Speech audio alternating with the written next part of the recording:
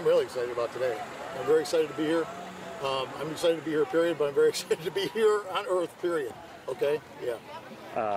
Forgive me, is Flint your hometown, or how'd you get involved in this? It is not. Herman, there's Herman right there. He's the founder of this COPS organization, Concern Over Police Safety. I've been wearing a COPS bracelet for 2 years because he made them available to all the chiefs of police, and so we were all wearing them, and I've been wearing it solid, and I was wearing it that day, and so Herman came to the hospital to see me, and I've never met him before, and he introduced himself to me, and here I got the bracelet on, and it had blood on it. It actually still had blood on it, and so I told him the story. I said when I was on the ground in the airport, I remember looking at the bracelet, and I said, and when I was in the ambulance and there's so much action around me, I remember looking at the bracelet. And he said, Jeff, could I have that bracelet? And I said, take it, man. Go ahead and take it, you know. And so I'm not a sentimental guy like that. I don't do that. But it's a good organization, and it promotes positivity through the community and the police, you know. And because there's so many people that are no, I'm going to rephrase that. There are some people that are down on cops. And there's some communities that are down on cops, and we're just trying to let people realize that the police are there. They really are there to help. You know, I know a ton of good cops, and I've hardly ever met a bad cop in my life. You know, I don't associate with people. When something like this happens to you, or another officer gets injured or shot, don't you think it's kind of hard for people to say, "Oh, cops are bad people. They're not here to protect us"? Well, it seems like it would be hard. Yeah, it seems like it would be hard. But you know. This didn't happen to me because I'm me. This didn't happen to me because I'm Jeff Neville. This happened to me because I represented something. I represented law and order, and I represented the United States of America, and evidently that wasn't a good thing to that person on that day. He doesn't know me, or he never would have attacked me. I'm a likable guy. I help everybody. That's what I try to do, you know. I don't sit out to, you know, I'm not out trying to quash anybody's rights or to, you know, if that guy would have came to me that day and asked for help for a legitimate problem, I would have tried to help him. I do it every day. That's what I do. We do some law enforcement, and we do a lot of help. That's what we do. You know, at the airport, that's what it's about. How are you doing physically? How are things? Oh, I'm great. I'm doing great. I'm healing up. I'll go to the doctor later this week. I don't know how long I'll be off work for, but things are going great. It's healing up nicely. I got this little Robinson Crusoe early stage thing going on. You know, I told the chief we might have to change the beard policy when I go back because there is no beards right now. There might be beards when I go back. But yeah, everything's good. It's going great. And forgive me, the extent of your injuries again, you're basically the neck. Is that mainly what it was? Yeah, basically the neck. Yep. And I'll tell you, extremely, you know, people say you're lucky. I said, no, I'm blessed. It's a lot more than luck when things come together the way they did that day, because it was a team effort, and it wasn't just me. It was my buddy Rich Cruel, the maintenance worker that was beside me, that actually pulled him back when he first attacked me. God knows what would have happened. I'm pretty sure I wouldn't have been here talking to you if he hadn't done that. He gave me a chance to spin around. So. And you didn't see it coming, right? No. It was total blindside, no warning at all. He evidently had gone into the restroom, and I walked by and he came out, and that was it. I mean, I had no idea. I had no idea it was coming. Did you have any chance to fight back, push back, throw in a punch, anything? No, just when between Rich Cruel and myself, I told somebody else. I think I reverted to 8th grade football. All the training went out the window, and it was all about bullying. Okay, so Rich was pulling, and I was bullying, and we went down in a heap. And then it was all about trying to control the weapon. I saw the knife on the ground, and I tried to control his wrist. And then the chief and the fire lieutenant Dan Owen came, and they helped cuff. And everybody said, "Well, we can't believe you stayed in. We can't believe that you didn't, because I wouldn't stop." They kept saying, "Jeff, we've got him," and I wouldn't let go. I wouldn't let go of him. I just didn't feel really safe letting go of him at that point. But I didn't feel weak. I knew I was losing a lot of blood, but at first I didn't know it was me. I thought, who got cut? I knew that I got hit, and I knew that it hurt. but I didn't know. I really didn't know I was cut, and I didn't know it was all my blood.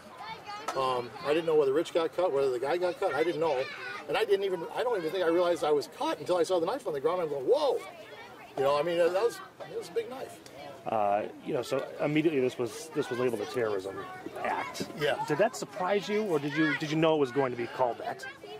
I had a distinct feeling that it was just more than, you know, I've been doing this line of work since I was 20 years old, okay? And I've never been attacked, really, until that day, in all those years.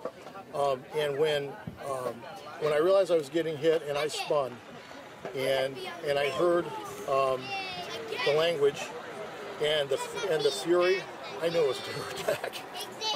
And truthfully, that was a little hard for me to comprehend. That I actually was fighting with what I strongly suspected to be a terror suspect in Bishop Airport, Flint, Michigan. I had a little trouble with that. I think everybody has trouble with that. Why target Flint? I mean, it's the nicest, smallest. People love Flint, the Flint Airport. Everybody's trying to figure it out. I talked to I asked the FBI about it, and they say that they haven't come to any, you know, finding on that. And you know, we were in the news just 2 weeks prior because of that suspected bomb threat, and I don't know if that could have drawn attention. Some other people say the water crisis. I don't know. You know, and I have no idea why he came from where he started. To end up at Flint Bishop Airport. I don't know. I think if you had the choice to make again, I don't think you make the same decision. So.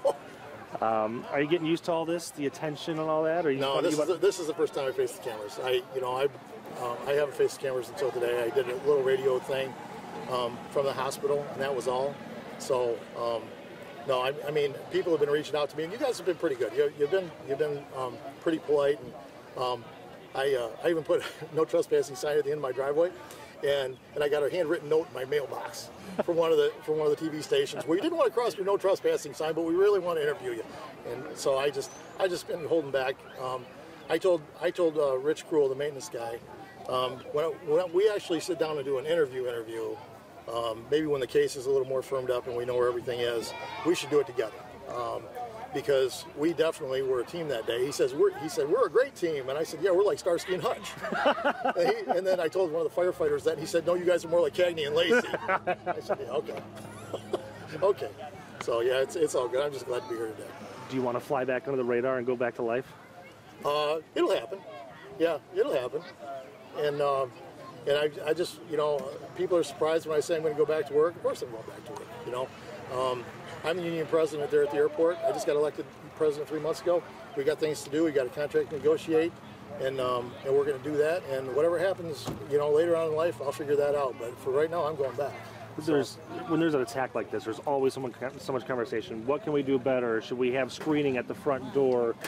It seems like there's really nothing. I mean, this was just so random. This is a totally random attack, and you know, I think police nationwide have been training for active shooter situations and things like that, and we've been working on that. But that's, you know, you can't have total security. There's no way in America, in a free society, that you can have total security. It's impossible. You know, that's why it's important that I think that people, if they see something, they say see something, say something. It's true. That's very true. Because if somebody sees something, you know, only the people that are around individuals really know that individual. You know, if I see you, I see, okay, there's a guy holding the mic, you know, seems to have, you know, decent personality, you know, but I don't really know you, okay? So what if you're acting like this, but back home you've got some nefarious thing going on, you know? Only the people around you would know that. And they're the ones that have to make the call, and that's a hard call to make for people that know people. You know, they don't want to talk to somebody about their brother or their neighbor, that maybe their relatives or whatever. But I'm telling you, it's serious because it can happen anywhere. You seem like a glass kind of half full guy, but when this was all usually happening, more than half full. More half full, yeah. 3/4. Yeah, yeah. When this was happening, was there a party that was going, oh shit? No, the only thing that went through my mind was it was really all about getting control of this guy. It really wasn't even. It wasn't that at all. It was just, I got to get control of this guy. There was never a thought in my mind that I wouldn't end up in control of this guy. I mean, there really wasn't. I mean, I was taking some shots, but you know, he ended up on the bottom, not me. So. You describe it as taking shots. You got stabbed in the neck. I mean, I didn't know I did. You know, I didn't know how bad it was until my former partner, he's retired, came in and took a picture of me the next day and showed me the picture. I'm like, oh my God, I had no idea. I had no idea it was like that. I had no idea it was that length. I really didn't. I really didn't. I'm glad I didn't know, because I might have freaked. A lot of people say, you know, kind of picked the wrong place, the wrong time, the wrong guy to mess with. I mean, a lot of people have said that. I know it's hard to say given what you've gone through, but could this have ended really in any better way? No lives were lost. You really took control, like you said, of the situation. You guys got him down, got him to stop. We were having a safety meeting within like 20 minutes, and there was a ton of people coming there, and everybody was right there within feet of where he attacked me. He couldn't have been in any worse shape as far as his plan. I'm so glad. And you said you have no fears going back to work. Oh, no. I may be a little more cautious, maybe a little more cautious about what's going on behind me now. But, you know, most police officers or people that are just aware are cautious about where they put their back anyway. You know, you sit with your back to the wall in a restaurant, you watch the door, you know where the exits are. You know, that's just a good way to be now for anybody.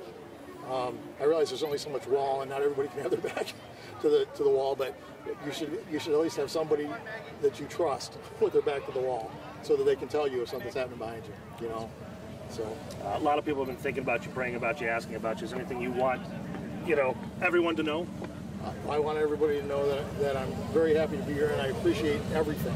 I appreciate all the people that have reached out to me, and I appreciate Herman and the cops organization. I appreciate prayers. I have been walled and surrounded in prayers. I mean, it's unbelievable, and I'm just so happy and blessed. Truly, I just want to thank people for everything, and I want to wish you a happy Independence Day.